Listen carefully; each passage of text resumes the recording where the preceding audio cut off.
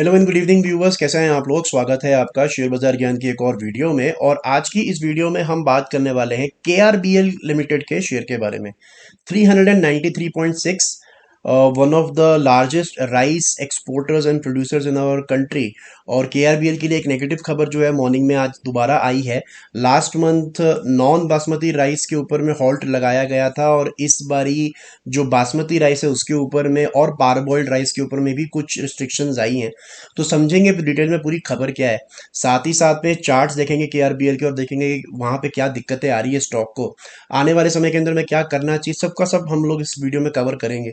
तो अगर आप लोग चैनल पे नए हो तो आप चैनल को प्लीज सब्सक्राइब कीजिए, ताकि रोज आने वाली वीडियोस आपको लगातार मिलती रहे। सबसे पहले बात करेंगे न्यूज की, फिर चलेंगे वैल्यूएशंस, और एंड में चलेंगे टेक्निकल्स के ऊपर में।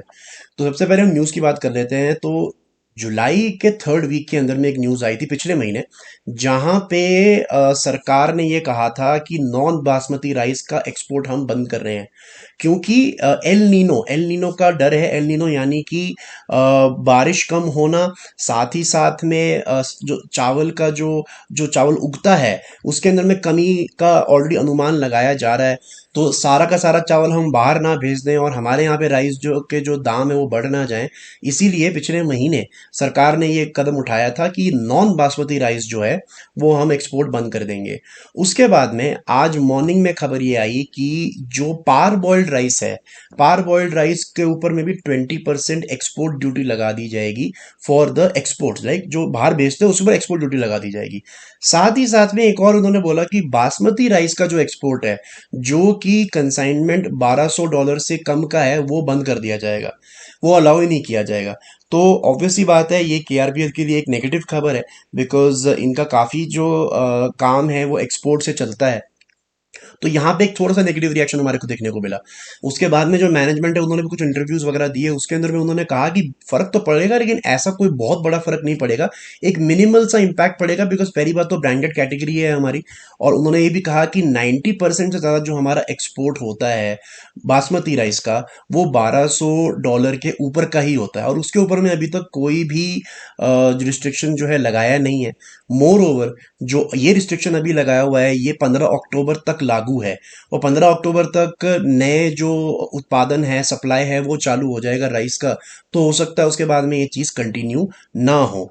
So that is the entire news, and it is a negative but not a big deal for the company. Company खुद ही आके ये बात बोल रही है, राइट। सो अब हम बात कर लेते हैं केआरबीएल के वैल्यूएशंस के रिगार्डिंग। तो I think it's a very decently poised share, अच्छे वैल्यूएशंस पे भी अवेलेबल है, बहुत महंगा नहीं है। अगर आप देखोगे तो 12 के पी मल्टीपल पे काम करता है कंपनी पे, ऑलमोस्ट बहुत ही कम डिविडेंड, बहुत ही कम डेट है।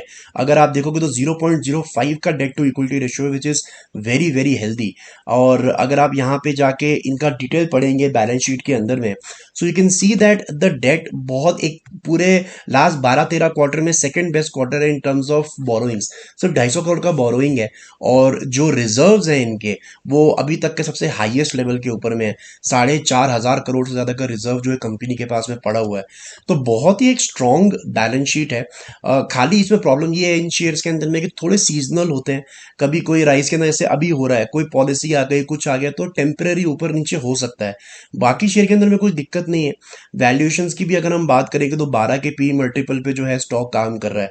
और अगर आप इसके पीछे 10 साल का एवरेज देखोगे तो एग्जैक्टली 12 का ही इसका पी मल्टीपल एवरेज भी रहता है।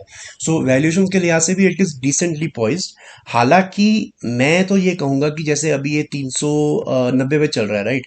तो मैं ये रेकमेंड करूंगा कि अगर आपको कभी ये 280-300 के करीब मिले तो आपको इसमें खरीदना चाहिए। इन लेवल्स पे अभी भी अवॉइड करना चाहिए, बिकॉज जो इसके अंदर में रैली देखने को मिली है जुलाई से लेके अभी तक, जुलाई पिछले साल, जुलाई अगस्त जहाँ पे ₹250 का शेयर ₹400 तक, 450 तक गया, उसके बाद से एक डाउन ट्रेंड के अंदर में है।